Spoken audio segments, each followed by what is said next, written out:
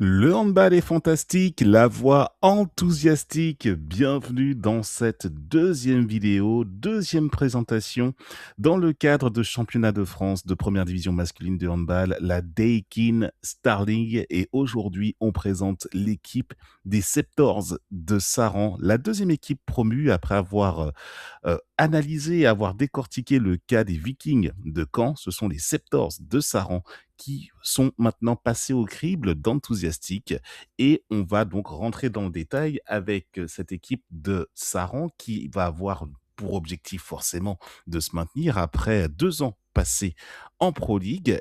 On va voir ça sous le cadre notamment de la première séquence qui s'appelle le Yago. Le Yago, c'est, on revient sur le passé, l'année dernière, le passé immédiat de Saran. On va défiler le film de la saison. Après, on va passer directement à la séquence des départs et du set de platine qui permet de voir l'effectif actuel, les différents mouvements au sein des Septors. Puis, nous rentrerons dans ce qu'on appelle le Money Time avec une vision globale du projet saranais pour voir où est-ce qu'ils doivent aller. Et il y a des choses à dire les concernant. Il y a aussi après la séquence qu'on appelle beaucoup plus focus au niveau de l'expert de défi. On s'arrête sur un joueur type Factor X qui peut faciliter ou pas la saison des Septors de Saran. Puis après, on rentrera dans les considérations du pronostic ainsi que du classement maintenant après 2 équipes. Où est-ce qu'on voit Saran maintenant dans le défilé? Je rappelle que ce classement, à la fin, au fur et à mesure que nous rentrerons dans cette Star League, plus il y aura d'équipes et puis le classement va se former en fonction de mes prédictions, les prédictions de Bibi. J'espère que ça va bien. Là, j'ai ajusté le son par rapport à hier. Normalement, ça devrait être mieux. Là encore, c'est toujours pareil, hein. Les premières vidéos, on s'ajuste un petit peu, c'est pas toujours parfait, mais ce qui compte, c'est le contenu. Et dès maintenant, je te propose d'entrer dans la preview de Saran, les Septors. Alors, les Septors, on va passer dans cette première séquence qui s'appelle le Yago. Les Septors, l'année dernière, ont fini premier du championnat de Pro League de deuxième division, champion donc avec 42 points, 20 victoires, 2 nuls, 6 défaites, 1011 buts marqués contre 895 encaissés. Meilleure attaque, 7e défense. Alors, pour faire un point, alors que j'ai un moustique qui se balade sur mon écran, là, pardonnez-moi. Voilà, je l'échappe. Voilà, il est parti. C'est du direct, je vais pas recouper ce truc-là.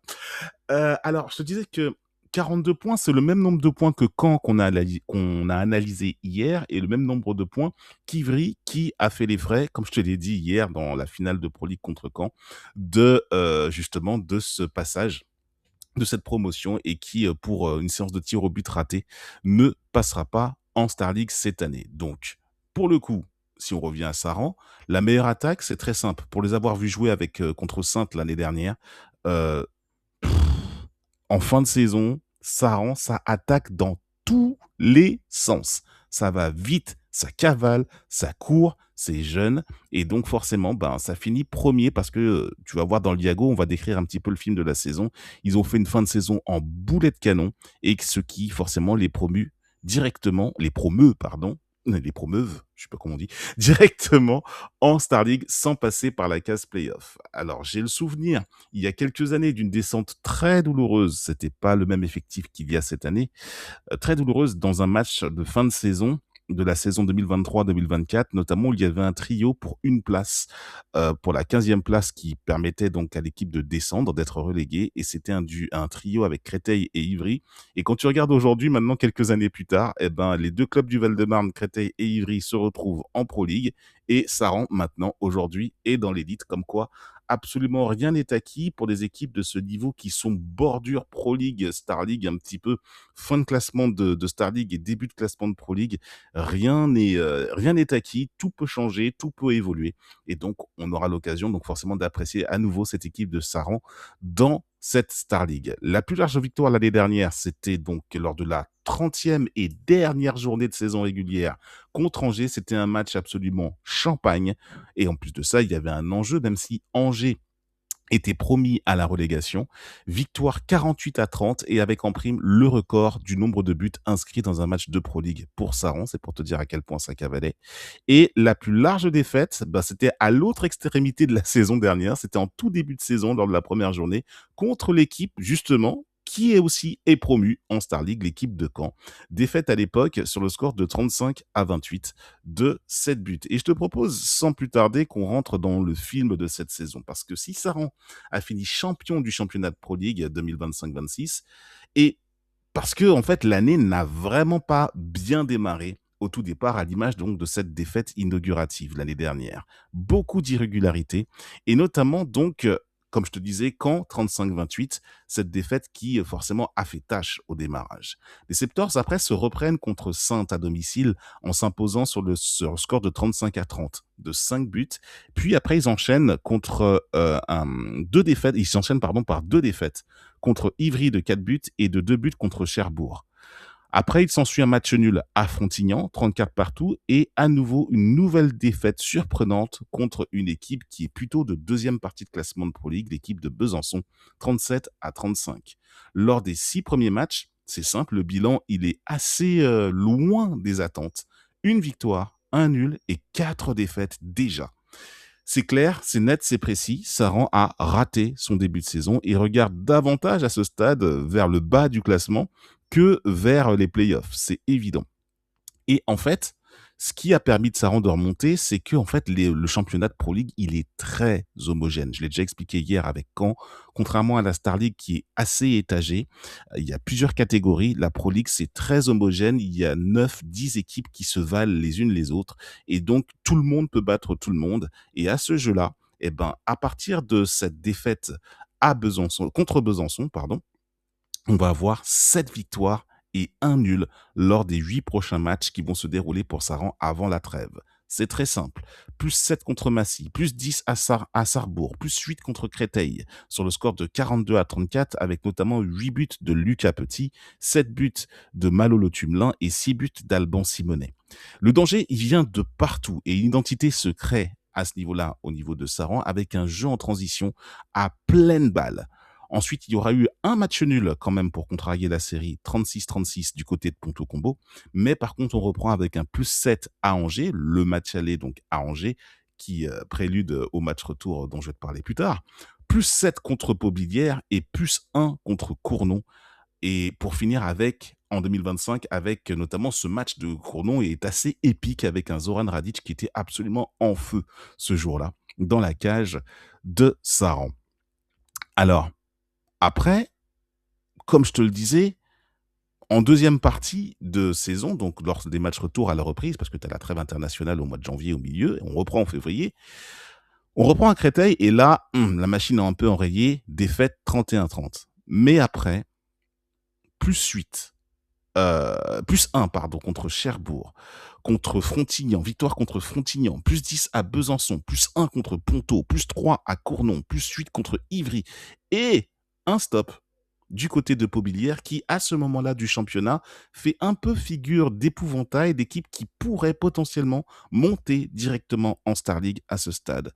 Défaite 28-27, donc, et sans le savoir, à ce moment-là, Saran vient d'enregistrer sa dernière défaite lors de ce match de championnat contre Paubilière, là où les autres concurrents commencent un petit peu à s'écharper les uns les autres. La série qui suit après, c'est simple, plus 8 contre Valence, plus 4 à Saintes, avec notamment un Luka Radovic en feu. J'y étais, il avait marqué 16 buts à ce moment-là. Et à la fin, c'est surtout le plus 14 contre Caen. Là, je t'ai expliqué le match inaugural en première journée. Là, on est beaucoup plus tard dans la saison. 42-28. Une écrasante victoire qui forcément galvanise les coachs, les joueurs de Louis Cruz, pardon. Et après, on enchaîne avec un plus 1 contre Sarrebourg, plus 5 à Massy. Et pour finir, alors qu'Ivry et Caen sont à égalité en même temps que Saran, la différence particulière avec les 3 équipes, c'est notamment ce plus 14 contre Saran et cette victoire contre Ivry fait toute la différence puisque Saran inflige un 48-30 lors de la dernière journée de la saison régulière contre Angers dans un palais des sports en feu puisque 2 occasions de fêter le titre de champion de Pro League et la remontée en Star League. Angers, à ce moment-là, était déjà condamné à la Nationale 1 fédérale, à la relégation.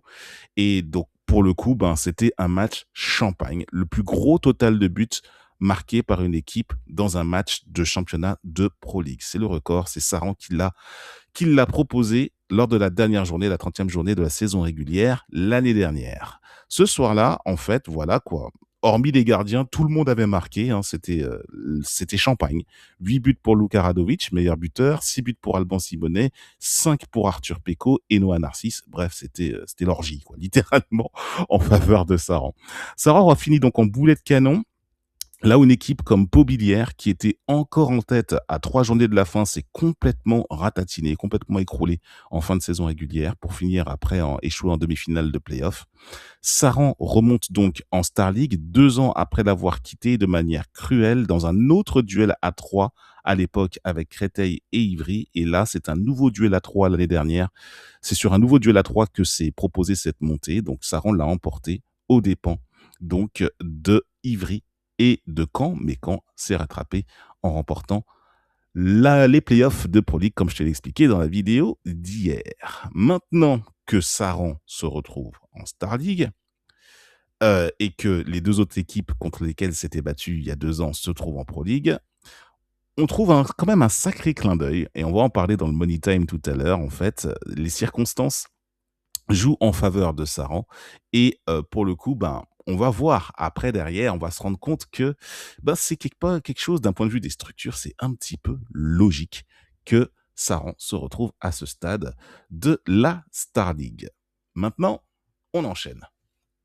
On va rentrer sur l'effectif avec les départs et pas mal de départs, notamment il y a 7 joueurs qui sont partis, dont le gardien Louis Prévost qui a pris sa retraite aussi. Au niveau de la case retraite, on note également Romuald Collet avec des blessures répétées au genou, qui lui aussi s'est arrêté l'année dernière, a stoppé sa carrière l'année dernière. Il y a aussi des destinations inconnues et je t'avoue que j'ai beau me renseigner sur Luka Radovic, je n'ai trouvé absolument aucune information sur là où il allait aller. Ça faisait plusieurs années qu'il était à Saran. C'était un des meilleurs joueurs de l'équipe, spécialiste des tirs au but. Et son contrat n'a pas été renouvelé à Saran et il est parti. On ne sait pas où il est parti. Il n'a publié, enfin sur ses réseaux sociaux, il n'y a absolument rien de communiqué. Alors peut-être que là, il est agent libre actuellement. Il va peut-être être le joker d'une équipe en France ou à l'étranger. Mais le Monténégrin avait affiché quand même un super niveau et je t'avoue être surpris, à moins que ceux qui suivent Saran au quotidien peuvent me dire une information ou s'ils ont une idée d'où il est parti, mais en tout cas, il n'y a pas d'infos le concernant. Pareil, destination inconnue pour Pedro Pacheco, qui a rendu bien des services l'année dernière. Par contre, les destinations d'autres départs sont connues. Celle de Salomon Sonko-Bazin, qui s'est distingué cet été avec l'équipe de France U20, lui est parti du côté de Beaubilière en Pro League. Même destination pour Arthur Skorka et Lucas Petit, aussi pareil, un des meilleurs joueurs de l'effectif de l'année dernière. Lui, eh ben, Limoges l'a repéré. Il va jouer le haut de tableau de Star League. Et Lucas Petit, donc, va aller égrener son talent du côté de la Haute-Vienne. Et je sens qu'on va bien s'amuser et qu'on va faire qu'on va faire la présentation de Limoges, ça va bien sourire. Voilà pour les départs. Qu'est-ce qu'il en est maintenant du set de platine? C'est-à-dire maintenant, le set de platine, c'est, voilà, ce sont au-delà des arrivées, c'est la constitution de l'effectif. Alors le contexte, à Saran, on joue soit au Palais des Sports d'Orléans, qui fait déjà 3222 places, soit dans les grosses occasions, et on va en parler dans le Money Time, au Comet, la grande salle d'Orléans, qui compte 10 000 places. Et lorsqu'il y a une délocalisation, pour en avoir assisté à l'une d'entre elles il y a 2 ans, à l'époque où Saran jouait pour sa première année en Pro League, c'est impressionnant. Vraiment, c'est une vraie expérience que de vivre justement un match au Comet d'Orléans à Saran. Au niveau de l'encadrement du staff, l'entraîneur est toujours Luis Cruz, qui est assisté de Francisco da Silva. Et maintenant, l'effectif en lui-même. Dans la base avant, à l'aile gauche, Arthur Peko et Malo Le Tumelin ils étaient déjà là l'année dernière. Ils vont continuer l'aventure.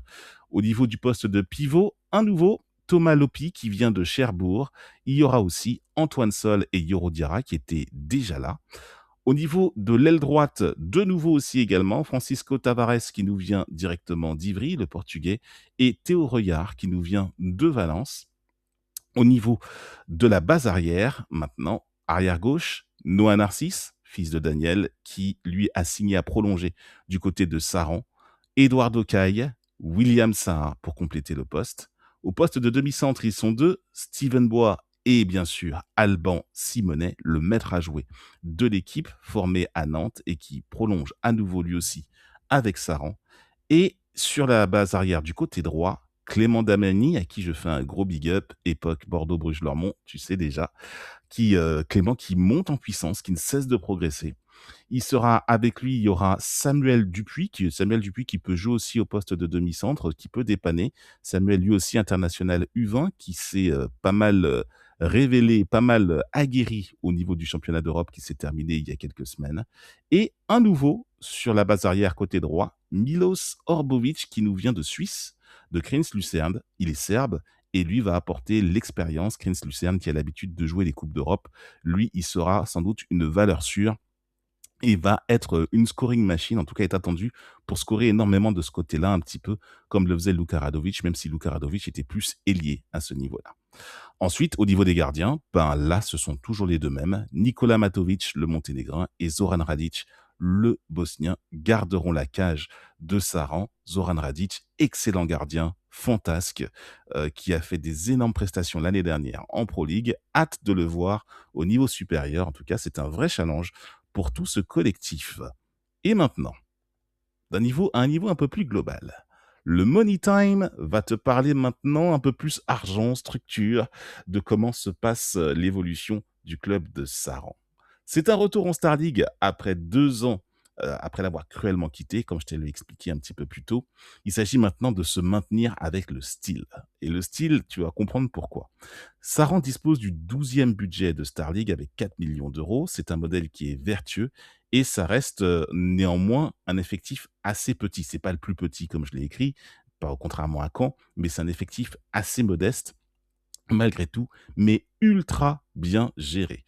Ils vont donc surfer sur l'effet promu, donc avec un retour des partenaires et surtout un retour du public qui va être très intéressé de voir des grosses équipes de Star League venir se présenter au Palais des Sports. Une fanbase qui est très active, les Gladiators. J'ai eu l'occasion d'ailleurs d'échanger avec eux l'année dernière lorsqu'ils étaient venus du côté de Saintes. Il y a toujours une base de supporters qui se déplacent en plus de ceux qui restent du côté dans la région d'Orléans. Mais alors, lorsqu'il s'agit de délocaliser, Saran ne fait pas les choses à moitié.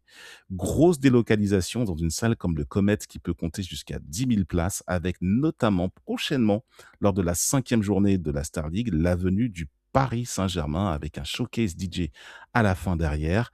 Et ça va se passer donc le 1er octobre à 20h. Si vous êtes dans le secteur, allez-y. Il s'appelle Kinvey. Et voilà, c'est toujours un énorme spectacle et l'occasion d'aller brasser au-delà des geeks handball, des joueurs du secteur et au-delà simplement attirer entre guillemets la ménagère pour qu'elle puisse voir déjà un gros spectacle sportif et surtout un énorme spectacle, un énorme show à la fin pour bien s'ambiancer. Il y aura d'autres événements à venir de ce style du côté d'Orléans, du côté de Saran pour la saison. Ça n'a pas encore été communiqué. Et en fait, il s'agit surtout, au-delà du spectacle sur le terrain qui est proposé, c'est une activité événementielle centrale pour la constitution des fonds propres d'un club comme Saran et ainsi assumer cette position-là pour pouvoir se développer de manière durable et large.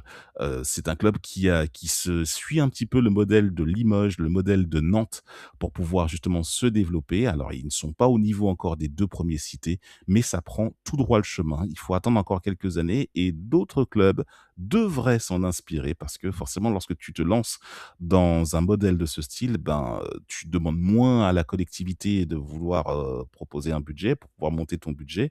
Ils font avec ce qu'ils ont, c'est encore petit, mais une idée me dit qu'avec les résultats, si ça clique bien, eh ben, ça peut monter dans les années à venir. En tout cas, on l'espère très très fort pour les Septors de Saran. On enchaîne avec un joueur, Factor X, l'expert de défis. Clément Damiani. Alors, j'aurais pu me cibler sur Alban Simonet ou sur Noah Narcisse. Je sens que les trois se valent sur la base arrière de Saran, mais j'ai décidé simplement de m'arrêter à lui. Pourquoi? Parce que comme je te l'ai dit, hein, ancien de Bordeaux, Bruges, Lormont, voilà, c'est complètement arbitraire. Mais à 27 ans, il est un des joueurs le plus expérimentés donc de cette équipe de Saran. Il occupe le poste d'arrière droit. L'année dernière, il a scoré à 86 reprises en 25 rencontres, pardon, à 71% de réussite. Il est accrédité de 171 passes décisives, c'est-à-dire que de son poste d'arrière, il a aussi une vista. C'est donc un joueur clé dans l'organisation et aussi il est capable aussi de créer son tir. Il est en constante évolution, il n'arrête pas de progresser au fur et à mesure des années et donc à 27 ans, on considère qu'il est en plein dans sa force, en plein dans son prime comme on dit au basket et sa complémentarité avec Alban Simonet, avec Noah Narcisse, eh ben, ce seront des facteurs qui seront clés. Aussi, Clément est très bon en défense, il a un grand nombre de neutralisations l'année dernière, donc il va falloir forcément compter sur lui pour une bonne tenue de Saran dans son ensemble. Cette base arrière où va se centrer justement le jeu, il va falloir faire très attention en attaque à cette base arrière qui va très vite. Au-delà de la base arrière, c'est l'ensemble de l'équipe, surtout sur les ailes. À l'époque, Lucas Petit était là, mais maintenant il est parti. Mais ça va à une vitesse de l'éclair. Et puis maintenant, on va voir, maintenant que Luka Radovic n'est plus là, c'est le seul point. Si Luka Radovic était resté, là, je pense que Saran, là, il pouvait encore espérer mieux, mais en tout cas, l'effectif est taillé pour bien se maintenir en Star League. Et justement, le futur, je le vois radieux pour Saran. En tout cas, c'est la prédiction que je fais à ce moment-là, alors que la saison n'a pas du tout démarré au moment où je te fais cette preview. Moi, je les vois carrément avec 20 points, 8 victoires, 4 nuls, 18 défaites. Mais toujours est-il que je confirme que la base arrière est très talentueuse et relativement jeune. Ça peut marcher s'il n'y a pas de blessés. Ben, c'est ce qu'il faut souhaiter, hein. Par contre, si la machine s'enraye, ben là, forcément, le nombre de points il risque de baisser fatalement, hein. Donc, à un moment donné, il faut se mouiller. Il y a eu pas beaucoup de changements, j'en ai pas beaucoup parlé. Il y a eu relativement peu de changements dans l'effectif, seulement 7 changements qui se sont déroulés. Donc le cœur de l'équipe est assez stable et connaissent déjà le projet de jeu de Luis Cruz. Il y a donc une belle défense et une belle vitesse donc en transition qui pourrait surprendre beaucoup d'équipes. Saran, selon moi, devrait largement se maintenir parce que quand je regarde Saran et quand je revois c'est surtout quand je regarde, en gros, je me pose la question de qui seraient les deux équipes derrière Saran. Au moment où je regarde un peu les effectifs, où je constitue un petit peu mes previews, eh ben, je vois Saran, il y a beaucoup de monde derrière Saran, selon moi, compte tenu du projet de jeu qui est proposé et compte tenu de l'intensité que cette équipe donne. Et surtout, après, le cadre, l'aspect événementiel, qui pour moi, en fait, moi, me hype énormément. Voilà, c'est le quatrième club à rentrer, même le cinquième, je dirais, parce que Montpellier, je parle pas de Montpellier, Montpellier s'y est mis aussi à faire des événements au-delà du hand, mais à attirer des artistes également pour pouvoir gonfler, simplement faire monter leur budget et rameuter autour de la région et se servir d'une grosse arène. On en parlera quand il s'agira de Montpellier. Mais là, Saran prend la voie à sa mesure pour pouvoir faire une belle saison à la fois sur le terrain et autour également, et autour d'une équipe qui forcément va faire énormément de bruit. Et l'occasion m'est donnée également, j'en profite pour saluer le speaker qui est passé dans mon podcast et qui est devenu un pote. Et en plus, on vient du même coin en région parisienne. Trika, si tu regardes cette vidéo, c'est dédié pour toi aussi également. Et je sais que tu vas ambiancer cette histoire bien comme il faut. Et pour terminer, donc, la dernière slide, c'est le classement. Bah, j'ai fait que 2 équipes à ce stade. Je vois Saran bien au-dessus de Caen. Saran a l'expérience déjà de la Star League, alors que Caen est complètement nouveau et découvre ce niveau-là. Je pense que Saran fera une bien meilleure saison que Caen. Après, derrière, comme je te l'ai dit, hein, là, il s'agit de se mouiller là tout de suite. Ça peut varier en fonction des résultats, des blessures, de la dynamique, de tout un tas de choses, sachant que la Star League, et Saran le sait déjà, ça n'a rien à voir avec la Pro League. La Star League est ultra étagée. Tu as des clubs en fonction de ceux qui jouent le maintien en bas de tableau, ceux qui sont dans un espèce de ventre mou et qui ont échoué à jouer les places européennes, ceux qui jouent effectivement ceux qui jouent concrètement les places européennes et le trio Paris, Nantes, Montpellier, bien que Limoges aura tendance, ça je verrai ça, je te dirai ça quand il s'agira de faire la preview de Limoges, à titiller cet aspect-là. Donc ça, il n'y a pas ça en Pro League et donc Saran va falloir passer les écueils, passer des étapes, être patient et surtout se reposer sur un projet de jeu qui forcément va ramener énormément de monde, de vibrations et de soutien à cette équipe. Voilà pour la preview de Saran. On a terminé avec les promus. Demain, on va rentrer auprès des équipes qui étaient déjà en Daikin Star League. Tu vois, je fais encore la confusion.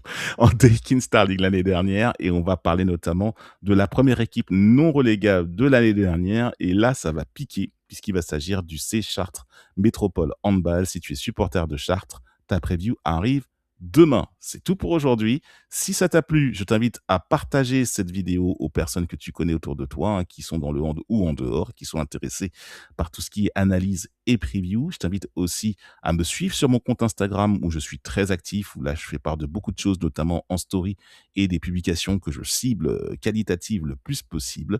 Donc suis-moi de ce côté-là aussi et rejoins aussi la communauté de ceux à qui je communique un petit peu plus en privé dans une lettre, dans une newsletter. Il y a tous les liens qui sont dans la description. On se retrouve d'un côté, de l'autre ou d'un troisième. C'est le triangle magique. C'est le monde fabuleux d'Enthusiastic. Bonne journée.